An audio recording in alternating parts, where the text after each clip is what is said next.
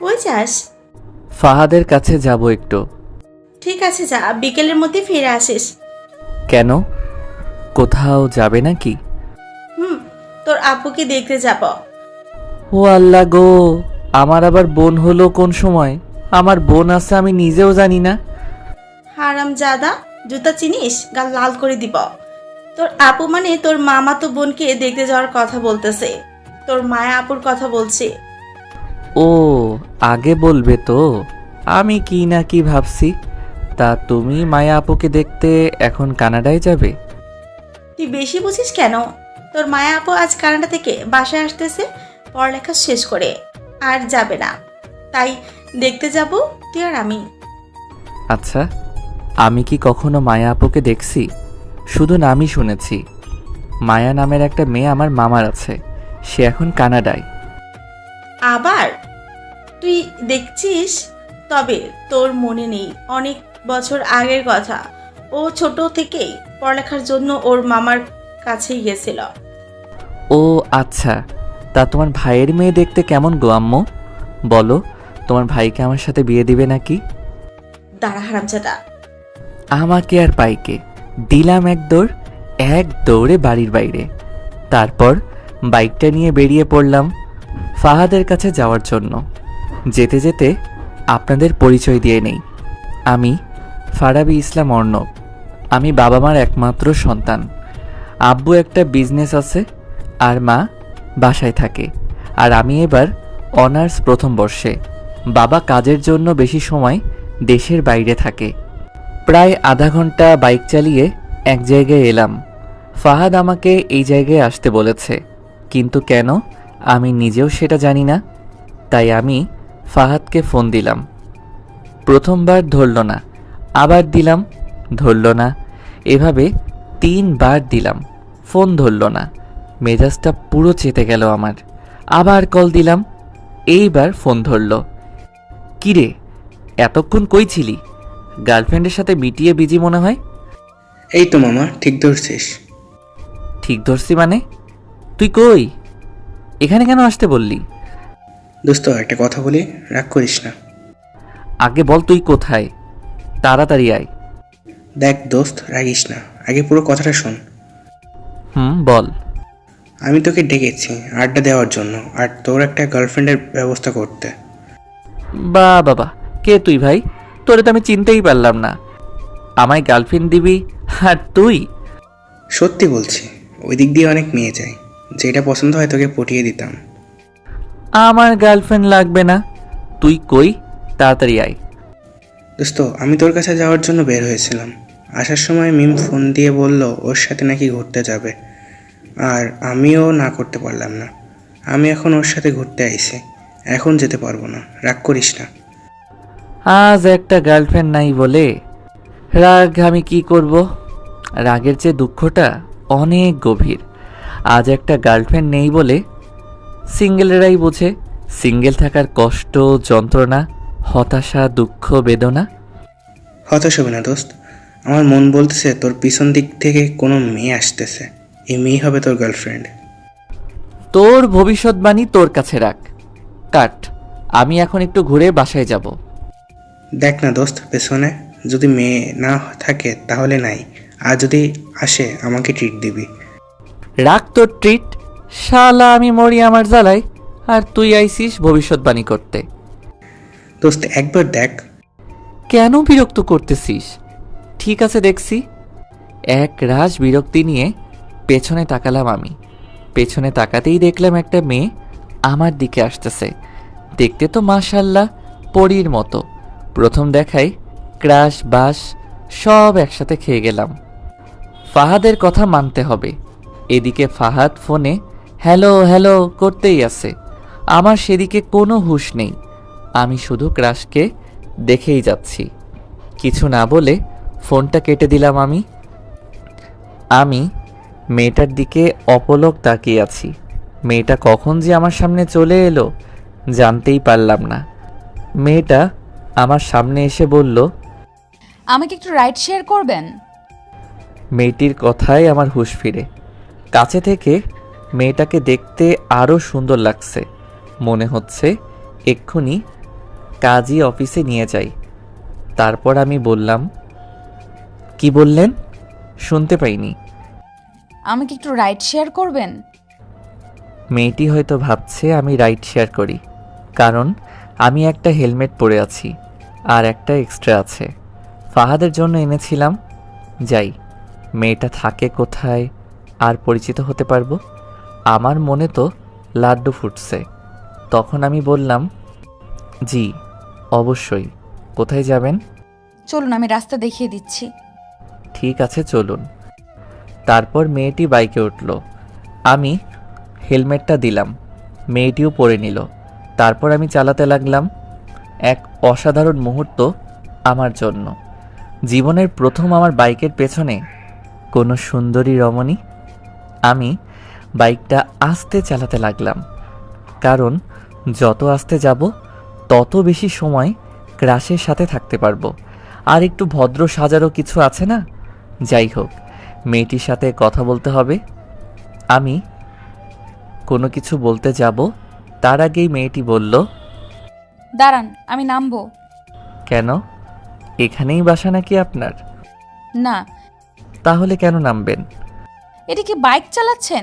এভাবে গেলে তো সারা জীবন লাগবে যেতে। এর চেয়ে হেঁটে মানুষ আগে যাবে। আমার বাইকের ফার্স্ট গিয়ার আর লাস্ট গিয়ার আছে, মাঝখানে সব তার কাটা। তাহলে শেষ গিয়ারই দিন।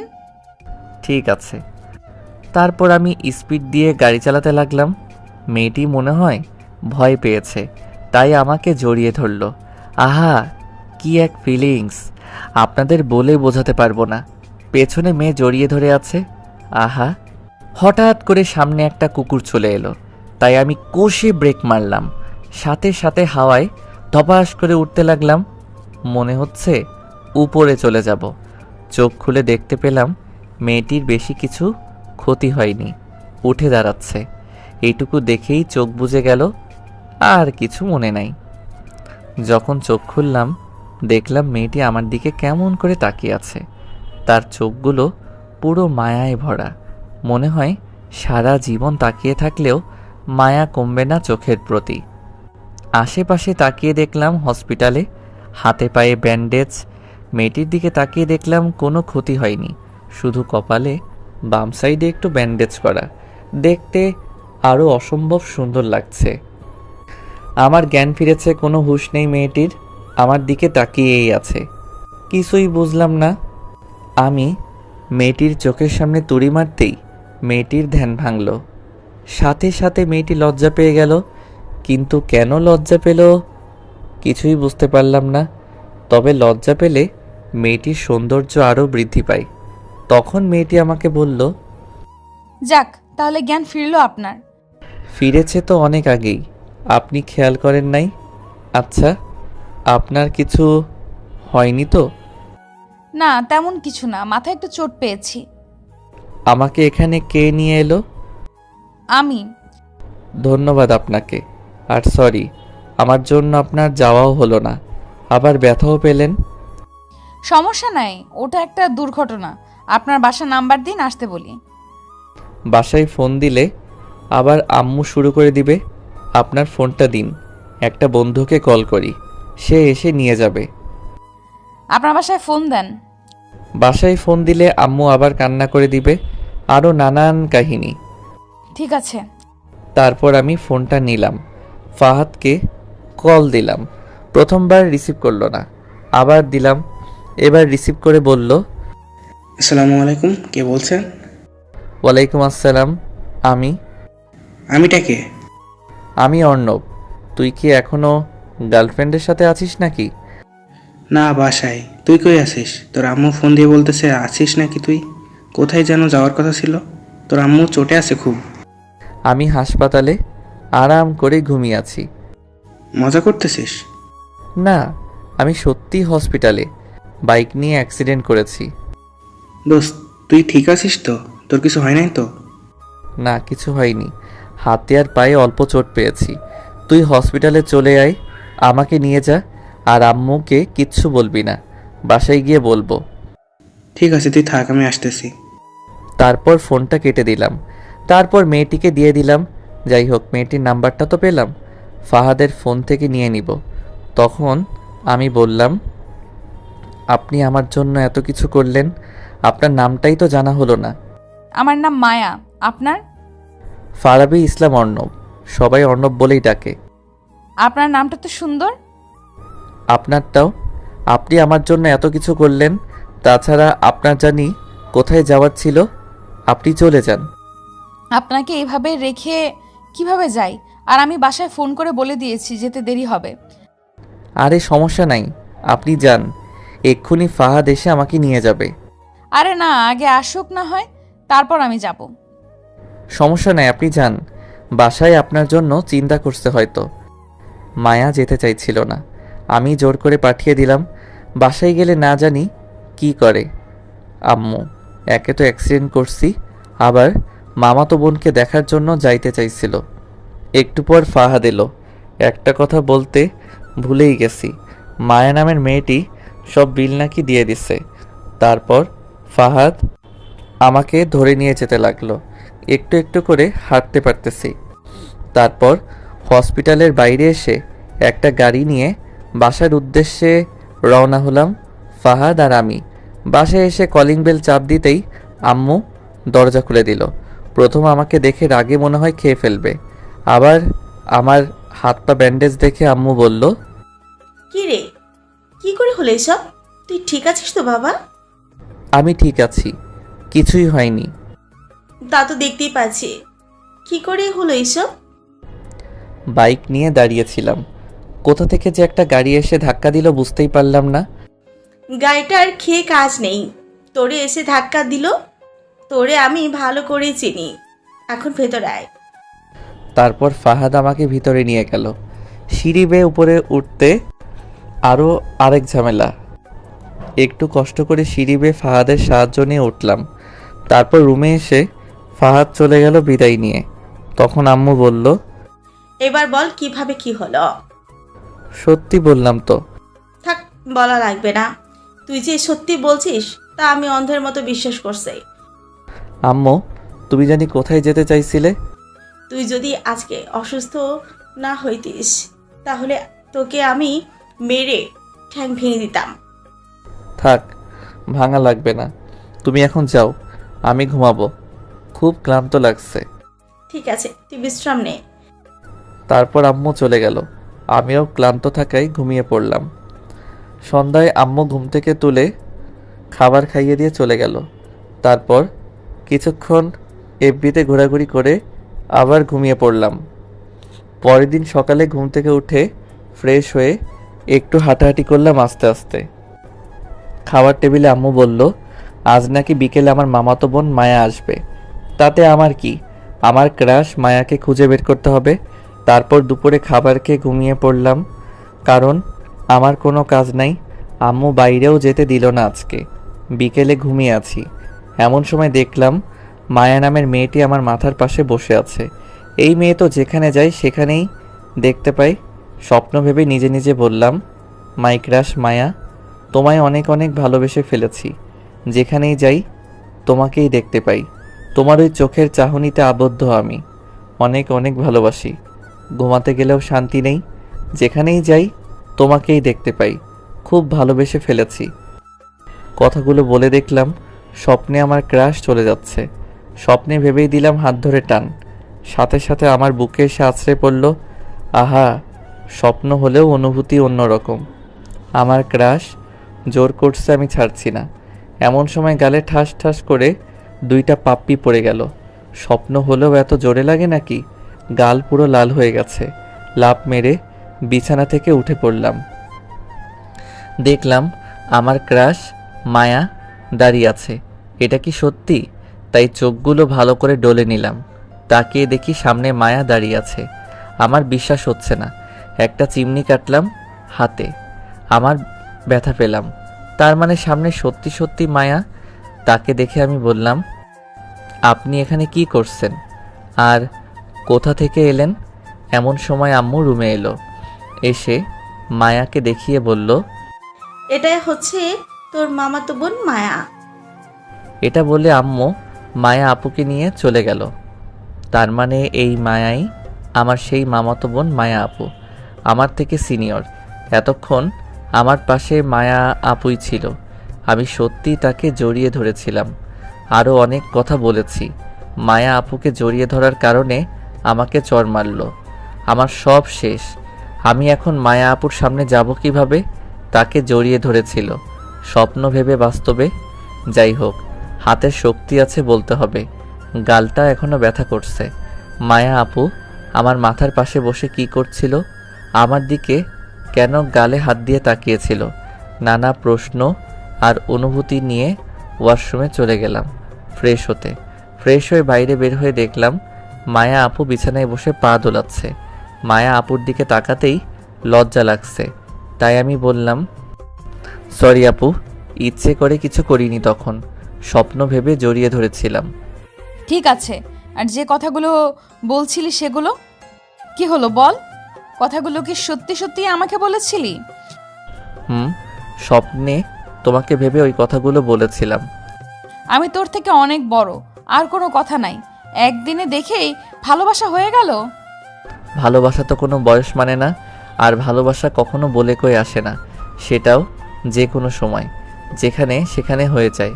আমিও তোমায় প্রথম দেখায় ভালোবেসে ফেলেছি। মায়া আপু কোনো কথা না বলে চলে গেল। আমি মায়া আপুকে ভালোবাসি, যে করেই হোক মায়া আপুর মুখ থেকে শুনতে হবে আমায় ভালোবাসে কিনা। ভালোবাসুক আর নাই বাসুক, তোমায় আমি ছাড়ছি না মাই ক্রাশ। রাত্রে ডিনার করে ঘুমিয়ে পড়লাম। মায়া আপু কয়েকদিন থাকবে আমাদের এখানে, যে করেই হোক এই কয়েকদিনে রাজি করাতে হবে। সকালে ঘুম থেকে উঠে একটু হাঁটাহাঁটি করলাম। অনেক দিন হলো সকালে ঘুম থেকে উঠি না। সকালের পরিবেশটাই মুগ্ধকর, তাই একটু ছাদে গেলাম। ছাদে গিয়ে দেখলাম ক্রাশ মানে মায়া আপু দাঁড়িয়ে আছে। আমি মায়া আপুকে গিয়ে বললাম, আপু এত সকাল সকাল কি করছো এখানে? আমি সকালেই ঘুম থেকে উঠি। ও আমার উত্তরটা কি দিবে না? কিসের উত্তর? আমি যে তোমাকে ভালোবাসি। দেখ অর্ণব, তুই আমার থেকে ছোট, এটা সম্ভব না। আমি তোকে ভালোবাসতে পারবো না। তুমি চাইলেই সম্ভব, আর কেন আমাকে ভালোবাসতে পারবে না? এই কথা আর আমার সামনে বলবি না। এই বলে মায়া আপু চলে যাচ্ছিল। আমি পেছন থেকে হাতটা টেনে ধরলাম। ঠাস ঠাস করে দুইটা পড়ে গেল আমার গালে, তারপর চলে গেল। এই মেয়ে এত মারে কেন কথায় কথায়? গালটা লাল করে দিল। তারপর আমি কিছুক্ষণ ছাদে সময় কাটিয়ে চলে এলাম। তারপর নাস্তা করে বাইরে এলাম বন্ধুদের সাথে আড্ডা দিতে দিতে প্রায় বিকেল হয়ে গেল। তাই বাসার উদ্দেশ্যে রওনা হলাম। আসার সময় কয়েকটা গোলাপ ফুল আর আইসক্রিম নিলাম মায়া আপুর জন্য। বাসায় এসে মায়া আপুর রুমে গেলাম, দেখলাম নাই। তারপর ছাদে গেলাম, দেখলাম দোলনায় বসে আছে। আমি ফুলগুলো এগিয়ে দিয়ে বললাম, এই নাও প্রিয়, এগুলো তোমার জন্য। লাগবে না আমার। নাও না। জোর করে ধরিয়ে দিলাম। সাথে সাথে মায়া আপু সেগুলো ফেলে দিল। আমার মনটা একটু খারাপ হয়ে গেল। তারপর আমি বললাম, কি হলো, এত কষ্ট করে আনলাম, ফেলে দিলে কেন? দরকার নেই আমার। এমন কেন করো? একটু ভালোভাবে তো কথা বলতে পারো। ভালোবাসি আমি তোমাকে, কেন বোঝো না? বললাম না আমি তোকে ভালোবাসি না। এইসব বললে আমি কিন্তু বাসায় চলে যাব। তোমায় কোথাও যেতে দিচ্ছি না। এই মনের ঘরে তোমাকে বন্দি করে রেখে দিব। তুই কিন্তু বেশি বাড়াবাড়ি করছিস। থাপ্পড় দিয়ে গাল লাল করে দিব। বাড়াবাড়ির কিছুই করিনি, এখন করব। মানে কি করবি তুই? দাঁড়াও, দেখাচ্ছি। এই বলে আস্তে আস্তে মায়া আপুর দিকে এগোতে লাগলাম। আর মায়া আপু দোলনা থেকে উঠতে যাবে এমন সময় মাথার পেছনে পাশে চুল ধরে চার ঠোঁট এক করে দিলাম। মায়া আপু ছাড়ানোর চেষ্টা করছে, আর আমি ছাড়ছি না। কি এক অনুভূতি! এই প্রথম কোনো নারীকে কিস করলাম আমি। শরীরে এক অজানা শিহরণ বয়ে যাচ্ছে। প্রায় 5 মিনিট পর ছেড়ে দিলাম, আর মায়া আপু দোলনায় ধপ করে বসে পড়ল। তারপর আমাকে চড় মারার জন্য হাত উঠালো। আমি হাত ধরে দিলাম এক টান, সাথে সাথে আমার বুকে এসে পড়ল। অনেক ছাড়ানোর চেষ্টা করছে, তাই আমি আবার চার ঠোঁট এক করে দিলাম। প্রায় 2 মিনিট পর ছেড়ে দিলাম। ছেড়ে দিয়ে বললাম, তোমায় আমি অনেক ভালোবাসি প্রিয়, তোমাকেও আমাকে ভালোবাসতে হবে, তোমায় আমি ছাড়ছি না। এই বলে আমি ছাদ থেকে নিচে চলে এলাম।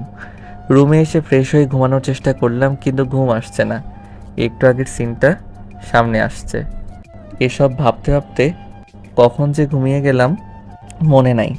যখন ঘুম ভাঙে তখন প্রায় সন্ধ্যা হয়ে আসছে, তাই উঠে একটু ছাদে গেলাম। ছাদে গিয়ে দেখি আবার মায়া আপু দাঁড়িয়ে আছে। তখন আমি বললাম, কি করছো জানেমান? তুই কি সত্যি আমাকে ভালোবাসিস? জীবনের থেকেও বেশি। তাহলে আমাকে প্রপোজ কর। সত্যি? তুমিও আমাকে ভালোবাসো? এখন প্রপোজ কর। তোমাকে অনেক অনেক ভালোবাসি। I love you. এভাবে হবে না, ভালো করে ফুল দিয়ে কর। তারপর আমি নিচে এলাম। আমার মনে মনে তো লাড্ডু ফুটছে, মায়া আপু আমাকে ভালোবাসবে, তাও আবার এত তাড়াতাড়ি। আমি বাগানে এসে একটা ফুল নিয়ে চলে গেলাম। মায়া আপুর কাছে গিয়ে ফুলটা এগিয়ে দিয়ে হাঁটু গেড়ে বসে বললাম, জীবনে কাউকে ভালোবাসিনি, তুমি আমার প্রথম ভালোবাসা, তুমি আমার প্রথম অনুভূতি। অন্য প্রেমিকদের মতো আমি ঠিকঠাক মতো আমি প্রপোজ জানি না, তবে আমি তোমাকে চাই। আমার এলোমেলো জীবনে প্রথম প্রণয় তুমি মায়া, আমার জীবনের সুখ তারা তুমি মায়া, আমার জীবনের বাঁচা মরার জন্য পয়েন্ট তুমি মায়া। অবশেষে একটা কথাই বলতে চাই, ভালোবাসি, বড্ড ভালোবাসি তোমায়, অনেক অনেক ভালোবাসি। I love you. মায়া আপু ফুলটা নিল। আমি দাঁড়িয়ে তাকে শক্ত করে জড়িয়ে ধরলাম। মায়া আপু আমাকে জড়িয়ে ধরল। তারপর কিছু সময় ছাদে কাটিয়ে চলে এলাম আমি। রাত্রে ডিনারের সময় পায়ে সুরসুরি দিতে লাগলাম আমি মায়া আপুর। মায়া আপু আমার দিকে রাগী দৃষ্টিতে তাকিয়ে আছে, তবু আমি সুরসুরি দিতে লাগলাম।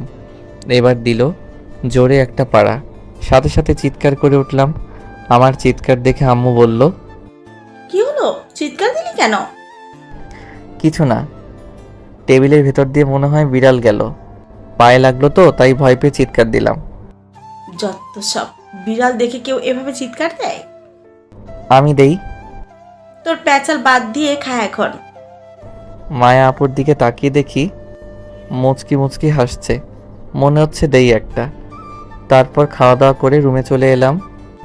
রাত্রে মায়া আপুকে কল দিলাম। নাম্বারটা আম্মুর ফোন থেকে নিয়েছি।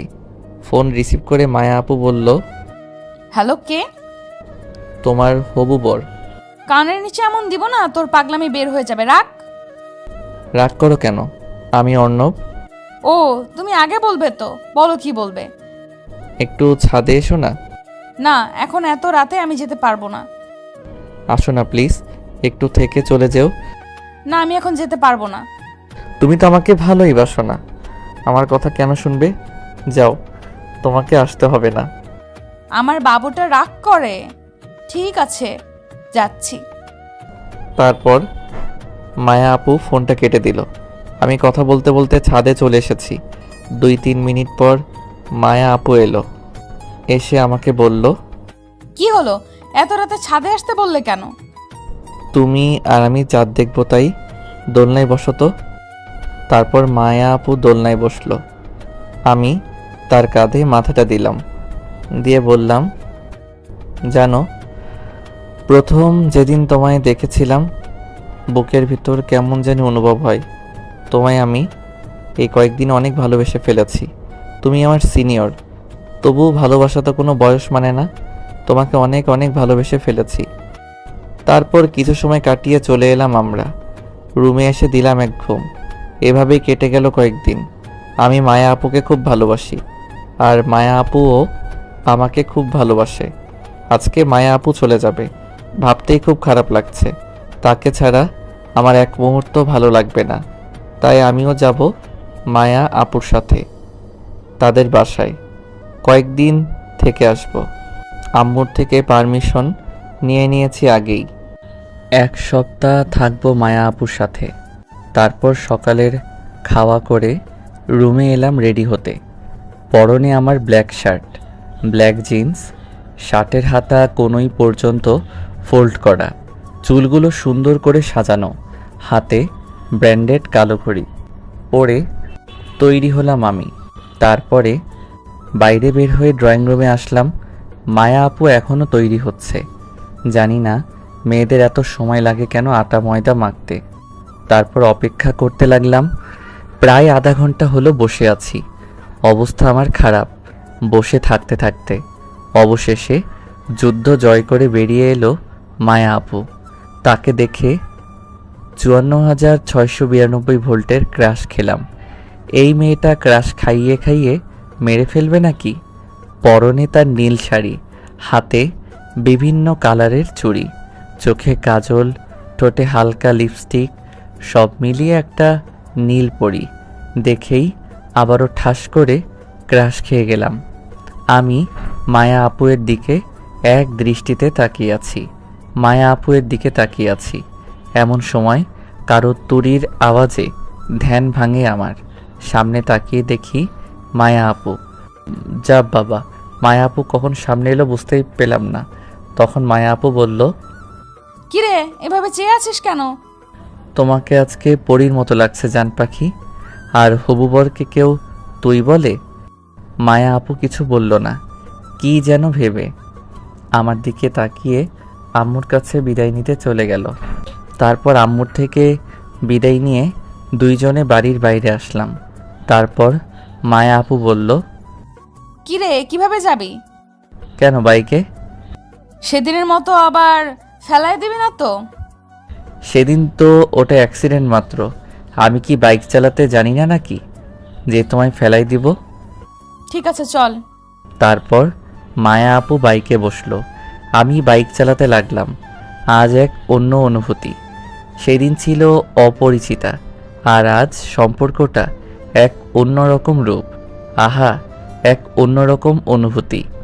প্রায় আধা ঘন্টা চালানোর পর একটা শপিং মলের সামনে এলাম। সেখানে এসে বাইক থামিয়ে দিলাম। তা দেখে মায়া আপু বলল, কিরে এখানে থামলি কেন? একটা জিনিস নেওয়ার আছে, তোমার যদি কিছু প্রয়োজন হয় নিতে পারো। আমার কিছু নেওয়ার নেই। তোর কি নেওয়ার আছে তাড়াতাড়ি নিয়ে আয়। ঠিক আছে, তুমি 5 মিনিট থাকো, আমি আসছি। তারপর আমি শপিং মলে প্রবেশ করলাম। মায়া আপুকে আনিনি, কারণ তার জন্যই একটা ব্রেসলাইট নিব। কারণ 1 সপ্তাহ থাকার পরে আমাকে চলে আসতে হবে। এটা আমার স্মৃতি থেকে যাবে তার কাছে। তারপরে একটু খোঁজাখুঁজি করে একটা সুন্দর ব্রেসলাইট পেলাম। এটা মায়া আপুর হাতে অনেক মানাবে। তারপর সেটা নিয়ে চলে এলাম। তারপর আবার রওনা দিলাম তাকে নিয়ে। প্রায় আরও আধা ঘন্টা চালানোর পর আমরা এসে পৌঁছালাম। আমি গাড়ি থেকে নেমে মায়া আপু বাসার ভিতরে যাচ্ছি। তখন আমি বললাম, আপু দাঁড়াও, কেন? তোমার হাতটা একটু দাও তো। কেন? দাও না। তারপর মায়া আপু হাতটা এগিয়ে দিল।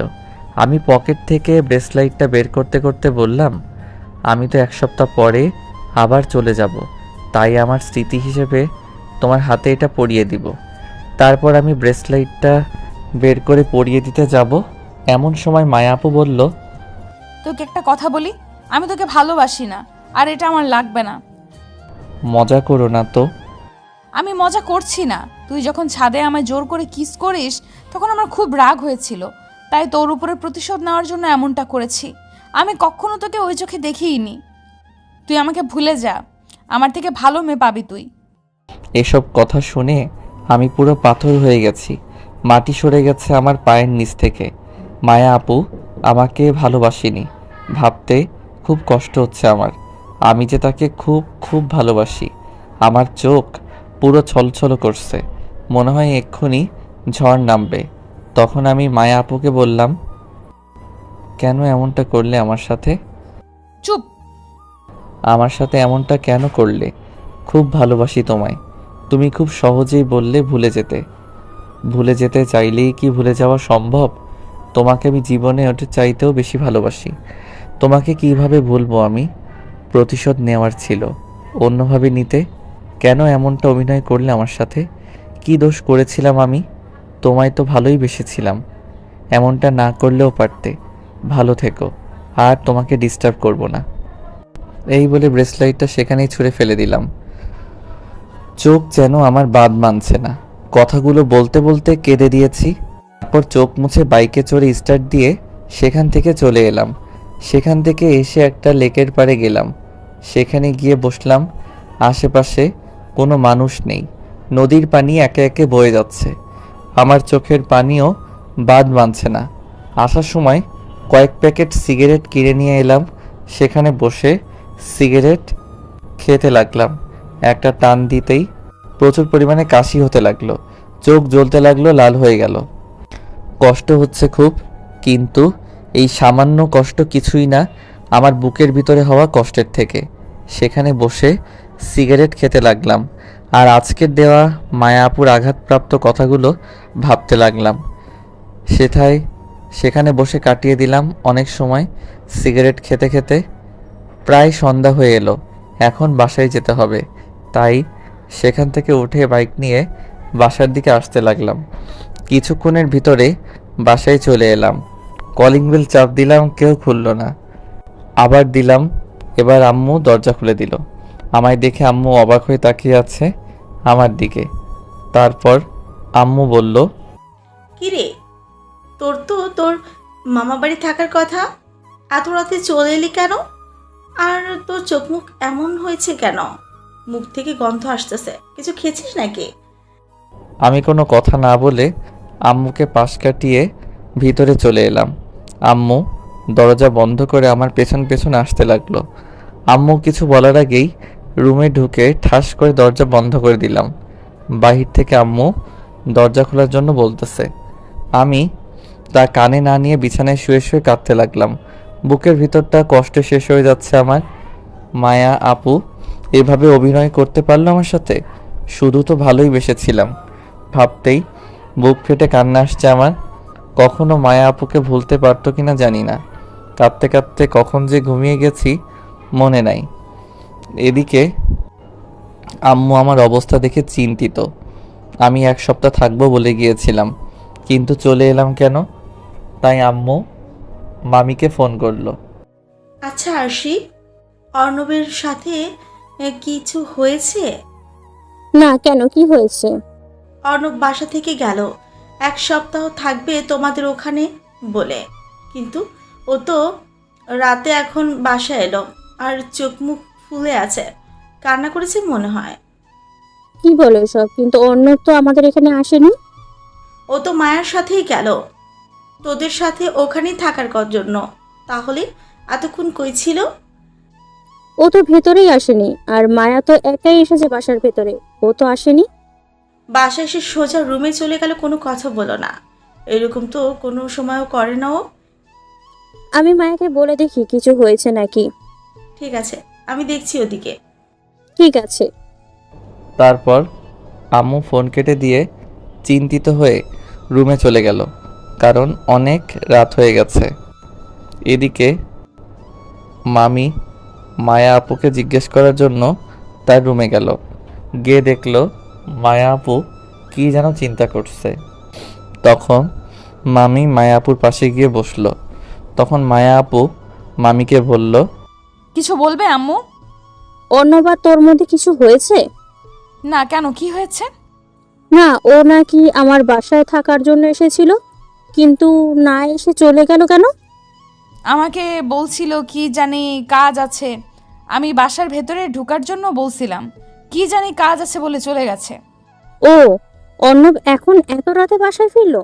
আর ওর আম্মু ফোন করে বলল কিছু হয়েছে নাকি, আর সারাদিন কই ছিল, আর মনে হয় অনেক কান্না করেছে। ও ঠিক আছে, তুই ঘুমা, অনেক রাত হয়েছে। তারপরে মামি চলে গেল। মায়া আপু কি জানি ভাবতে ভাবতে সেও ঘুমিয়ে পড়ল। এদিকে সকাল সকাল সূর্যের কড়া আলো জানালা দিয়ে প্রবেশ করছে। সূর্যের কড়া আলো আমার মুখে পড়তেই ঘুমটা ভেঙে যায় আমার। তাই আর শুয়ে না থেকে ঘুম থেকে উঠে পড়লাম। তারপর ফ্রেশ হয়ে নিচে এলাম। দেখলাম আম্মু সোফায় বসে কি জানি চিন্তা করছে। তখন আমি আম্মুর পাশে গিয়ে বসলাম আর বললাম, কি ভাবছো আম্মু? কিছু হয়েছে বাবা? কিছু হলে বল আমাকে। কাল কেন এত রাতে এলি, আর সারাদিন কোথায় ছিলি? একটা বন্ধুর বাসায় ছিলাম, একটা জরুরি কাজ ছিল তাই সেখানে গিয়েছিলাম। তুই না কাল তোর মামা বাড়ি গেলি, 1 সপ্তাহ থাকবি বলি? ওর কাজটা একটু জরুরি ছিল, তাই মায়া আপুকে নামিয়ে দিয়ে চলে এসেছি। ঠিক আছে। আম্মু নাস্তা দাও, খুব খিদে পেয়েছে। ঠিক আছে, তুই বস, আমি নিয়ে আসছি। তারপর আম্মু রান্নাঘরে চলে গেল আর অর্ণব খাওয়ার টেবিলে বসলো। নাস্তা করতে করতে আম্মু বলল, তোকে একটা কথা বলা হয়নি। কি? তোর আব্বু আজ সন্ধ্যার ফ্লাইটে আসবে, তোকে নিয়ে আসতে যেতে বলেছে। ঠিক আছে। তারপর নাস্তা করে বাইরে বের হলো। বাসায় থাকলে মায়ের কথা মনে পড়বে, তাই বাইরে বের হলো। তারপর ফাহাদকে কল দিল। দোস্ত কই তুই? মামার দোকানে আছি, কেন? তুই থাক, আমি যাচ্ছি। তারপর ফোনটা কেটে দিয়ে মামার দোকানে যেতে লাগলো। সেখানে গিয়ে দেখে ফাহাদ বসে বসে সিগারেট টানছে। অর্ণব ওর পাশে বসে ওর হাত থেকে সিগারেটটা নিয়ে টানতে লাগলো। আর ফাহাদ অর্ণবের দিকে অবাক হয়ে তাকিয়ে আছে। অর্ণব ওর তাকিয়ে থাকা দেখে বলল, কি রে, এইভাবে তাকিয়ে আছিস কেন? তুই কে বলতো? মজা করিস না তো এখন। আমি তো আমার চোখকে বিশ্বাস করতে পারছি না, যেখানে তুই আমাকে সিগারেট খেতে বারণ করতে, আর আজ সেখানে তুই সিগারেট খাচ্ছিস। খাচ্ছি, কষ্ট দূর করার জন্য খেতে হয়। তোর আবার কিসের কষ্ট? কিছু না, এমনি বললাম। আমি আগে থেকেই খেতাম, তুই জানতিস না? কি? আমি জানতাম না, মিথ্যা বলছিস না। আচ্ছা এসব বাদ দে, চল কয়দিনের জন্য কোথাও থেকে ঘুরে আসি। ঠিক আছে, কোন দিক যাবি? 2-3 দিন পর। ঠিক আছে। তারপর ফাহাদের সাথে আড্ডা দিল। আড্ডা দিতে দিতে দুপুর হয়ে গেল। তারপর ফাহাদের থেকে বিদায় নিয়ে চলে আসলো বাসায়। গোসল করে খাবার খেয়ে দিল এক ঘুম। বিকেলে ঘুম থেকে উঠে ছাদে গেল। ছাদে গিয়ে মনটা খারাপ হয়ে গেল, কারণ এমন সময় মায়া আপুর সাথে দুষ্টুমি করত। মায়া আপুর কথা খুব মনে পড়ছে, তাই ছাদে না থেকে আবার রুমে চলে আসলো। রুমে এসে মায়ের কথা ভাবতে লাগলো। মায়ের কথা ভাবতেই চোখ ভিজে গেল। কতই না ভালোবাসতো তাকে, কি দোষ করেছিল, কেন তার সাথে এমনটা করলো। এসব ভাবতেই বুক ফেটে কান্না আসতেছে অর্ণবের। বিকেলে আর বাইরে বের হলো না। একটু পরে সন্ধ্যা হতে চললো। তারপর বেরিয়ে পড়লো এয়ারপোর্টের উদ্দেশ্যে। তারপর কিছুক্ষণ পর চলে আসলো এয়ারপোর্টে। একদম সঠিক সময়ে এসেছে। অর্ণবের আব্বু এসে পৌঁছালো মাত্র। তারপর অর্ণব তার আব্বুকে নিয়ে বাসায় আসতে লাগলো। আস্তে আস্তে আব্বু বলল, কেমন আছিস? কোনো রকম চলে যাচ্ছে। কেন, কিছু হয়েছে? টাকা লাগবে? না। তোর লেখাপড়া কেমন চলছে? ভালো, বর্তমানে কলেজ জব, তাই বাসাতেই থাকতে হয়। ঠিক আছে। তারপর আর কিছু কথা বলতে বলতে বাসায় চলে আসলো। আব্বু রুমে চলে গেল ফ্রেশ হতে। ক্লান্ত হয়তো খুব। অর্ণব রুমে চলে আসলো। আবার মায়ের কথা মনে পড়লো। যখন কোনো কথা ভাবে না, মস্তিষ্ক যখন কোনো কিছু ভাবে না, ফাঁকা হয়, ঠিক তখনই সব সময় মায়ের কথা মনে পড়ে। তার সাথে কাটানো দিনগুলোর কথা মনে পড়ে। রুমে বসে বসে এসব ভাবছিল। তখন অর্ণবের আম্মু এসে ডেকে নিয়ে গেল ডিনার করার জন্য। তারপর ডিনার করে রুমে আসলো। কিছু সময় এফবিতে ঘোরাঘুরি করে ফোনটা রেখে দিল। ঘুমানোর প্রস্তুতি নিচ্ছে, এমন সময় ফোনটা বেজে উঠল। তাকিয়ে দেখে আননোন নাম্বার, তাই প্রথমবার কেটে দিল, কিন্তু আবার ফোন করলো। এবার রিসিভ করে সালাম দিল, কিন্তু ফোনের ওপাশ থেকে কিছুই বলল না। হ্যালো হ্যালো করলো, কিন্তু কিছুই বলল না। তাই বিরক্ত হয়ে ফোনটা কেটে দিল। আবার ফোন দিল। এবার রিসিভ করে কিছু বলতে যাবে, তার আগেই ফোনের ওপাশ থেকে কারো কান্নার আওয়াজ আসছে। কেউ ফুপিয়ে ফুপিয়ে কাঁদছে। তাই অর্ণব বলল, কি হলো, কথা বলুন। কে আপনি? এভাবে বিরক্ত করতেছেন কেন? কি হলো, কথা বলবেন না কেটে দিব? মায়া নামটা শুনেই বুকটা কেমন করে উঠল। আমাকে এত কষ্ট দিয়েও স্বাদ মেটেনি, তাই আমি বললাম, আপনি কেন ফোন দিয়েছেন আমায়? আপনি কে বলছিস কেন? তুই না আমাকে ভালোবাসিস? ভালোবাসি? হাসালেন মিসেস মায়া। আমি যাকে ভালোবাসতাম সে আমার কাছে মরে গেছে। এমনটা বলো না প্লিজ। আমি তোমায় খুব ভালোবেসে ফেলেছি। আমি তোমার শূন্যতা আমাকে বুঝিয়ে দিয়েছে আমি তোমাকে কত ভালোবেসে ফেলেছি। তোমার সাথে সেই সময় কাটানো দুষ্টুমিটাকে ভালোবেসে ফেলেছি আমি। প্লিজ, খুব ভালোবাসি তোমায়। তাই এতদিন আপনার সেই ভালোবাসা কোথায় ছিল? যখন আমি আপনাকে পাগলের মতো ভালোবাসতাম, তখন আপনি কি করলেন? আমার সাথে ভালোবাসার অভিনয় করলেন। বাহ বাহ, বলতেই হবে আপনি একজন বড় মাপের অভিনেতা। প্লিজ এভাবে বলো না, বিশ্বাস করো খুব ভালোবাসি তোমায়। ভালোবাসার কথা আপনার মুখে মানায় না। এত কষ্ট দিয়েও কি মন ভরেনি? আরও কষ্ট দেওয়ার জন্য এসেছেন এখনও? আপনি চাইছেন আমি কষ্ট পাই? সত্যি আমি অনেক কষ্ট পেয়েছি। বুকটা ভিতরে ছারখার হয়ে গেছে আমার। আর কি চান আপনি? এটা সত্যি যে আমি তোমার সাথে অভিনয় করেছি, কিন্তু বিশ্বাস করো অভিনয় করতে করতে কখন যে তোমায় ভালোবেসে ফেলেছি আমিও জানি না। প্লিজ এই বিষয়ে কোনো কথা বলতে চাই না আমি। ভালো থাকবেন। এই বলেই অর্ণব ফোনটা কেটে দিল। আবার কল দিল। এবার ফোনটা কেটে সিমটা বের করে রেখে দিল। অন্য একটা সিম ফোনে সেট করলো। তারপর ফোনটা রেখে বিছানায় ধপাস করে শুয়ে পড়লো। একটা দীর্ঘশ্বাস ছাড়লো আর ফোনে বলা মায়ের কথাগুলো ভাবতে লাগলো। ভালোবাসে, ভালোই যদি বাসতো তাহলে কেন সেদিন এমন করলো? নাকি শাস্তিটা কম হয়ে গেছে বলে আবার এমন করছে? কেন এমনটা করলো? এখন যখন ভুলে যেতে চাইছে তখন কেন ফিরে আসতে চাইছে? ফিরে আসতে কি সত্যিই চাইছে, নাকি আবার অভিনয়? না, কখনো ভালোবাসতে পারে না, হয়তো অভিনয়। এসব ভাবতে ভাবতে চোখ বেয়ে পানি চলে আসলো অর্ণবের। না, এইসব আর ভাবতে পারছে না। মাথা পুরো হ্যাং হয়ে যাচ্ছে। না, এসব আর নিতে পারছে না। তাই এসব ঝেড়ে ফেলে ঘুমাতে চেষ্টা করলো। না, কিছুতেই ঘুম আসতেছে না। বারবার মায়ের বলা ফোনের কথাগুলো কানে ভাসছে। এসব ভাবতে ভাবতে কখন যে ঘুমিয়ে গেছে মনে নাই। সকালে ঘুম থেকে উঠলো, একটু হাঁটাহাঁটি করলো। অনেকদিন হলো সকালে ওঠা হয় না। মনটা ফ্রেশ হয়ে গেল। কিছুক্ষণ হাঁটাহাঁটি করে বাসায় চলে আসলো। বাসায় এসে নাস্তা করে বেরিয়ে পড়লো, কারণ বাসায় অবসর সময় থাকলে মায়ের কথা মনে পড়বে। তাই বাসা থেকে বাইরে আসলো। তারপর ফাহাদকে ডেকে নিল ফোন করে। তারপর ফাহাদ আসলো, ওর সাথে আটা দিতে লাগলো। আটা দিতে দিতে ফাহাদ বলল, আচ্ছা দোস্ত, একটা কথা বল। কি? সেদিন যখন তোকে পেছনে তাকাতে বললাম তুই তাকাইলি, তারপর তোকে ফোনে কতবার হ্যালো হ্যালো করলাম, কিছু না বলে কেটে দিলি কেন? কোনো গার্লফ্রেন্ড পেয়েছিস নাকি সত্যি সত্যি? চুপ। কি হলো বল, নাকি ট্রিট দেওয়ার ভয়ে লুকিয়ে যাচ্ছিস? শুনবি? বল। তারপর অর্ণব ফাহাদকে সব বলল একে একে। সেদিন মায়াকে দেখা থেকে শুরু করে আজ সন্ধ্যায় ফোনের কথা থেকে শুরু করে মাঝখানে যা কিছু ঘটেছে সব কিছু বলে একটা জোরে নিঃশ্বাস নিল। আর কিছু বলল না। আর কিছু বলে হয়তো চোখ ধেয়ে আসতো, তাই আর কিছু বলল না। সব কিছু বলে মন খারাপ করে ফাহাদের পাশে বসে রইল। তখন ফাহাদ বলল, মন খারাপ করিস না, সব ঠিক হয়ে যাবে। খুব ভালোবাসতাম রে। আচ্ছা, কাল রাতে তো ফোন করে বলেছে যে তোকে ভালোবাসে, আর ও কান্না করছে। মনে হয় এবার তোকে সত্যি সত্যি ভালোবাসে। মনে হয় শাস্তি কম হয়ে গেছে, তাই আবার এসব অভিনয় করতেছে। আমার তো মনে হয় না। তোর কথা শুনে বুঝতে পারছি এবার তোকে সত্যি সত্যিই ভালোবাসে। ছাড় এসব। ভালোবাসার হলে অভিনয় করতো না। আর যাই হোক, আমায় ভালোবাসতে পারে না।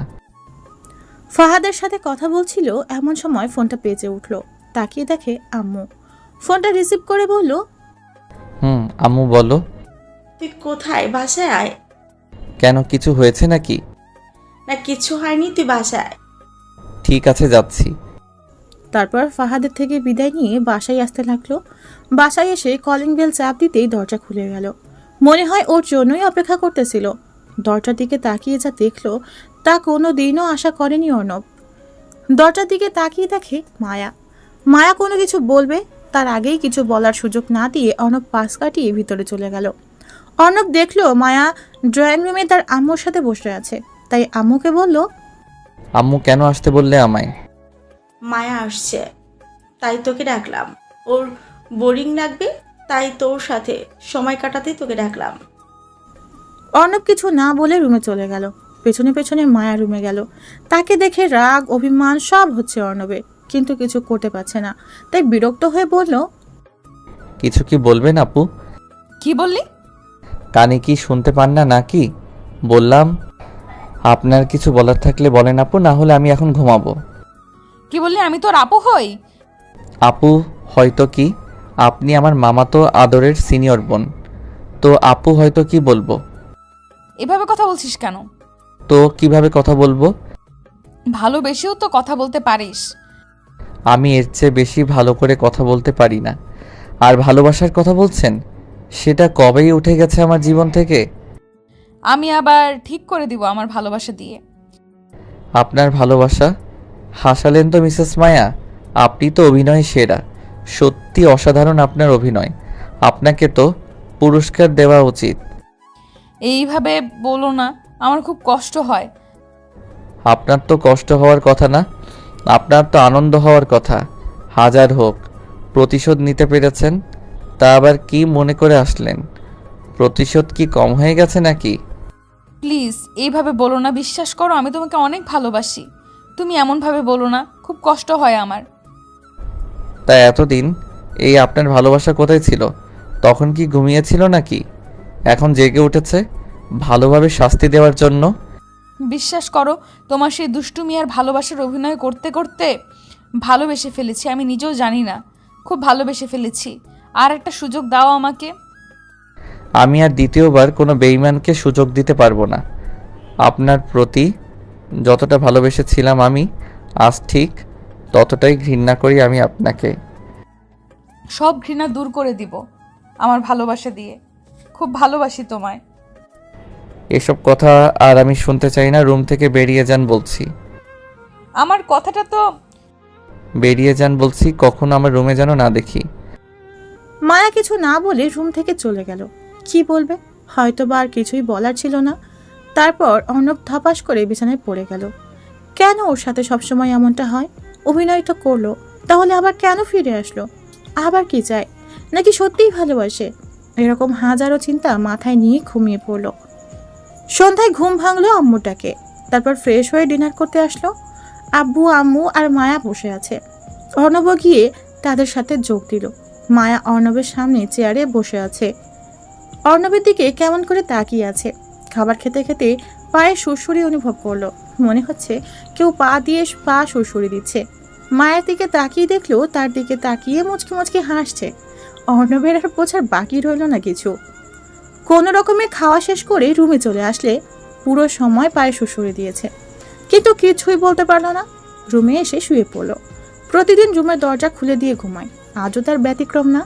রুমের দরজা লক না করেই শুয়ে পড়লো। ঘুম আসতেছে না, বারবার মায়ের কথাগুলো মনে পড়ছে। একটা সুযোগ দাও, খুব ভালোবাসি তোমায়। এসব হাজারো কথা কানের কাছে এসে মিছিল শুরু করেছে। এসব ভাবতে ভাবতে কখন যে ঘুমিয়ে গেছে মনে নাই। সকাল সকাল কিছু ভারী অনুভব করলো বুকে, তাই ঘুমটা ভেঙে গেল। তাকিয়ে দেখে একটা মেয়ে শুয়ে আছে তার উপর। তার চুলগুলো সারা মুখে ছড়িয়ে আছে। এক অদ্ভুত ঘ্রাণ, নেশা চড়ানো মাতাল হওয়ার মতো ঘ্রাণ। মনে হচ্ছে সেই ঘ্রাণে মাতাল হয়ে যাবে। মেয়েটির চুলগুলো সরালো মুখ থেকে। তারপর চুলগুলো তার মুখ থেকে সরাতেই প্রচণ্ড রাগ হতে লাগলো। মায়া শুয়ে আছে ওর উপর। ধাক্কা দিয়ে সরিয়ে দিল। ধাক্কা দেওয়াতে মায়া ঘুম থেকে উঠে গেল। অর্ণব প্রচণ্ড রাগ নিয়ে তাকিয়ে আছে। মায়া কিছু না বলে লজ্জা পেয়ে চলে গেল। মাথায় কিছুই আসতেছে না। যাকে এত দূরে সরানোর চেষ্টা করছে সেও দূরে সরিয়ে দিয়েছে। তাহলে আজ কেন এমন করছে? অর্ণবও ঘুম থেকে উঠে পড়ায় আর ঘুমালো না। ফ্রেশ হতে ওয়াশরুমে চলে গেল। আয়নার দিকে তাকাতেই আউ চমকে উঠল নিজের দিকে তাকিয়ে। এটাকে সারা মুখে লিপস্টিকের বন্যা বয়ে গেছে। এবার অনেক রাগ হলো। নিজের চুল নিজেই ছিঁড়তে হচ্ছে। রুমের দরজা খুলে রেখে ঘুমানোটাই ভুল হয়েছে। তারপর ফ্রেশ হয়ে ছাদে গেল।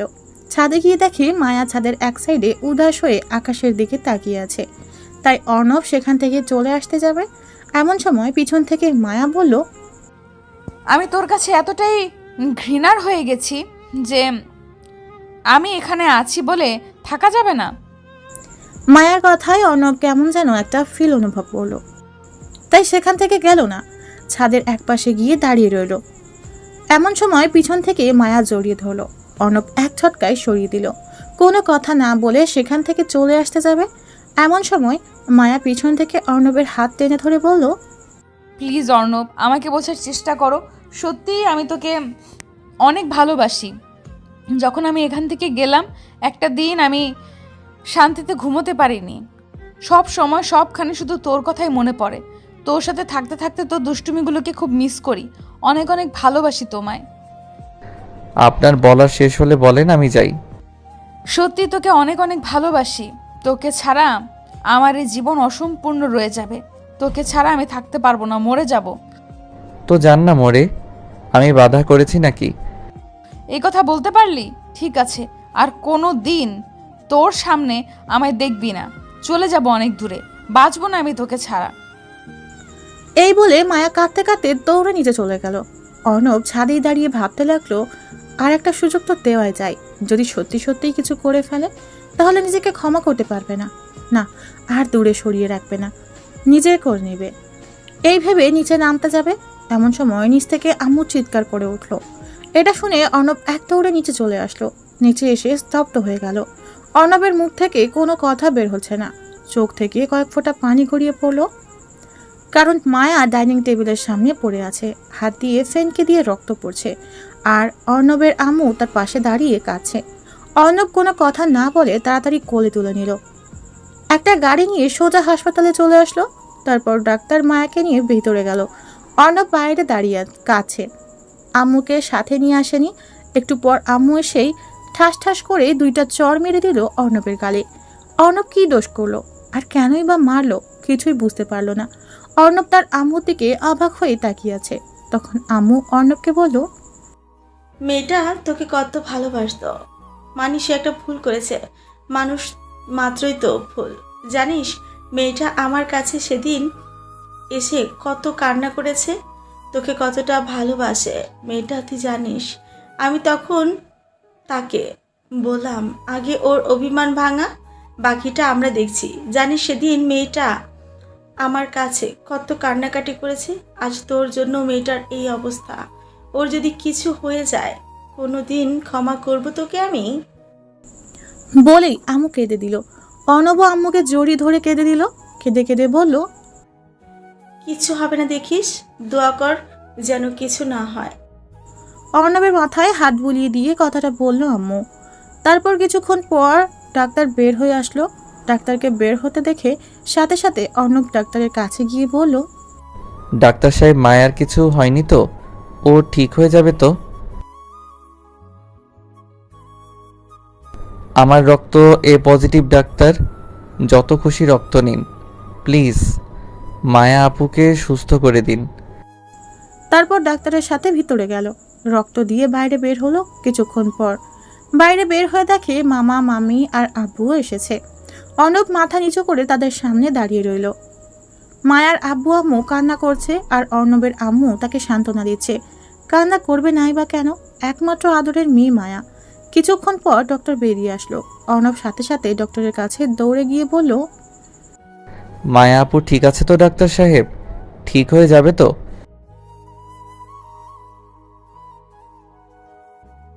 অর্ণব ডক্টরের কথা শুনে একটা দীর্ঘশ্বাস ফেলল। প্রাণ ফিরে এলো এতক্ষণে। তারপর কিছুক্ষণ পর মায়াকে বেডে শিফট করা হলো। সবাই গেল দেখতে, অর্ণব গেল না। কিছুক্ষণ পর সবাই বেরিয়ে আসলো। তারপর অর্ণব ভিতরে গেল। মায়া অর্ণবের দিকে তাকিয়ে আছে, চোখ থেকে পানি পড়ছে তার। কাছে গিয়েই ঠাস ঠাস করে দুইটা চড় মেরে দিল অর্ণব। মায়া তার দিকে অবাক হয়ে তাকিয়ে আছে, চোখ থেকে অঝোর ধারায় বৃষ্টি নামছে। এই অবস্থায় মায়াকে দেখতে কলিজা ছিঁড়ে যাচ্ছে অর্ণবের। সাথে সাথে অর্ণব মায়াকে বুকে জড়িয়ে নিল। মায়া অর্ণবের বুকেই কাঁদতে কাঁদতে বলল, মারতেই তো পারিস, হার তো কিছু পারিস না, আর তো কিছু বুঝিস না। মারবো না? তুমি কি বাচ্চা নাকি?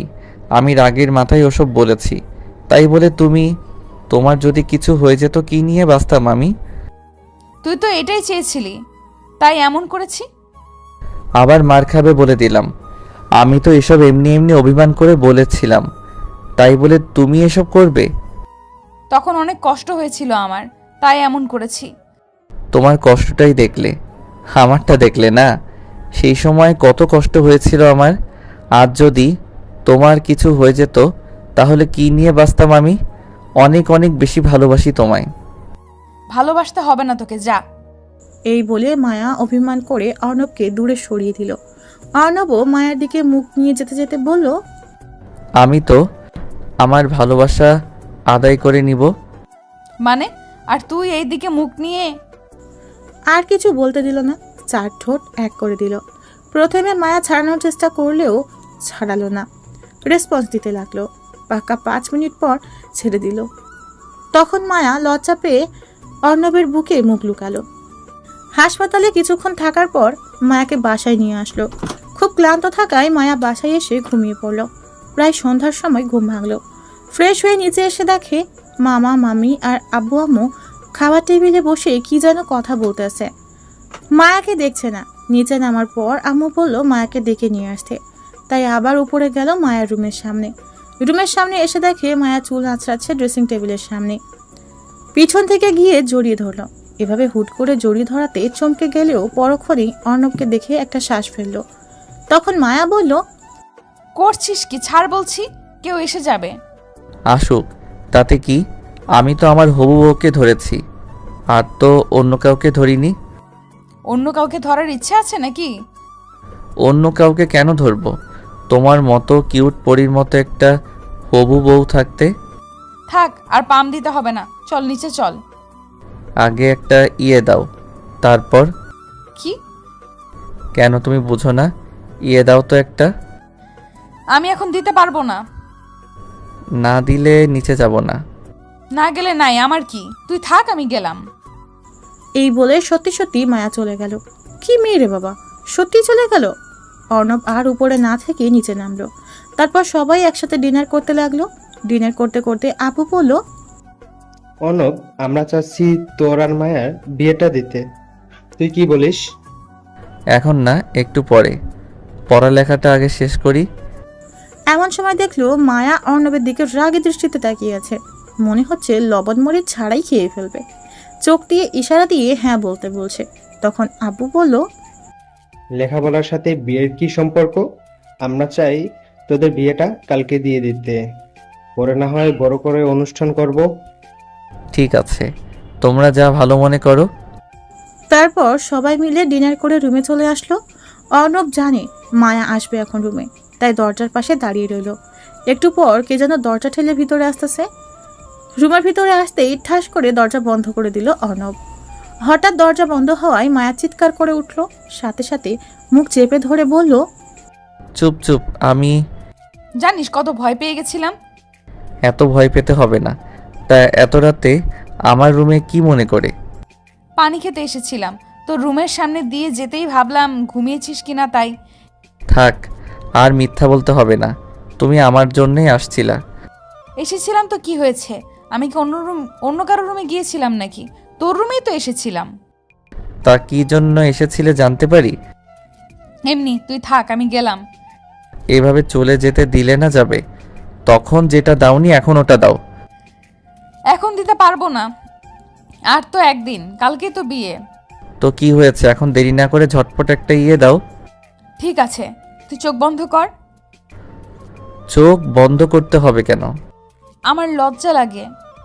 ওরে আমার লজ্জাবতী হবু বউরে, সেদিন যে ঘুমের মধ্যে কিস করছিলে তখন লজ্জা কি শরবত করে গুলে খেয়েছিলে? এই কথা বলে অর্ণব তার চোখ বন্ধ করলো। প্রায় 2 মিনিট হলো কিছু সারা শব্দ পেল না। পালিয়ে গেল না তো আবার? চোখ খুলে দেখে সত্যিই পালিয়ে গেছে। যাস সালা, এবারেও বোকা বানিয়ে পালিয়ে গেল। মনে এক পালতি কষ্ট নিয়ে ঘুমিয়ে পড়ল। পরের দিন সব নিয়মকানুন মেনে অর্ণব আর মায়ার বিয়েটা হয়ে গেল। বিয়েটা অর্ণবদের বাড়ি থেকেই হয়েছে। রাত 12টা বর্তমানে। বাসর ঘরের সামনে দাঁড়িয়ে আছে অর্ণব। ভিতরে যাওয়ার সাহস পাচ্ছে না। বুকে 53,882 গ্রাম আর মনে 73,829 গ্রাম সাহস নিয়ে ভিতরে ঢুকলো। ঢুকে দরজাটা লক করে দিল। অর্ণবের রুমে ঢোকার শব্দ পেয়ে মায়া বিছানা থেকে নেমে এসে সালাম করলো। অর্ণব মাথায় হাত দিয়ে বলল, বেঁচে থাকো মা। কি বললি? আমি দাঁড়া, তোর হচ্ছে আজকে। সরি আপু, থুক্কু বউ। হুম। তুমি থাকো, আমার খুব ঘুম পেয়েছে। আমি ঘুমাবো, ডিস্টার্ব করো না। এই বলে অর্ণব বিছানায় গিয়ে শুয়ে পড়ল। মায়া অর্ণবের উপরে বসে পড়ল। কি হলো, এভাবে উপরে বসে আছো কেন? ডিস্টার্ব করো না, আমি ঘুমাবো। কোনো ঘুমানো চলবে না আজকে। এতদিন তো সুযোগের অপেক্ষায় ছিলি, এখন পেয়েও ছেড়ে দিচ্ছিস নাকি ভালো সাজার অভিনয় করছিস? আমি ভালো, এটা পৃথিবীর সবাই জানে। না বিশ্বাস করলে পাঠক পাঠিকাদের জিজ্ঞেস করে দেখতে পারো। তোকে চেনাই আছে আমার, লুচ্চা। কি? আমি লুচ্চা? ঠিক আছে, আমি লুচ্চা। লুচ্চামির কি দেখছো? এখন দেখবে আমি কত লুচ্চা। তারপর অর্ণব মায়াকে নিচে ফেলে দিয়ে তার উপরে উঠে পড়লো। আস্তে আস্তে মায়ার মুখের দিকে মুখ নিয়ে যেতে লাগলো। মায়ের নিঃশ্বাস ভারী হয়ে আসছে, ঘন ঘন নিঃশ্বাস নিচ্ছে। তার গরম নিঃশ্বাস অর্ণবের মুখে আছড়ে পড়ছে, তার ঠোঁট দুটো কাঁপছে। কি এক মাতাল করার মতো নেশা তার ঠোঁটে। অর্ণব আর কিছু না বলে তার ঠোঁট দুটো দখল করে নিল। মায়াও সমান তালে রেসপন্স ফিরিয়ে দিতে লাগলো।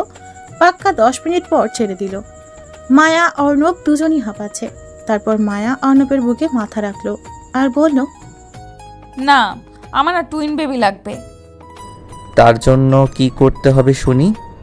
কেন, তুমি কিছু জানো না? না, আমি কিছু জানি না। তুমি তো আমার সিনিয়র বউ, তুমি শিখিয়ে দাও। ওলে বাবুলে, আসো শিখিয়ে দেই। এই বলে মায়া 4 ঠোঁট এক করে দিল। অর্ণব তাকে রেসপন্স দিতে লাগলো। অর্ণব কম কিসে, সিনিয়র বউ তার শিশু জামাইয়ের উপর ঝাঁপিয়ে পড়লো।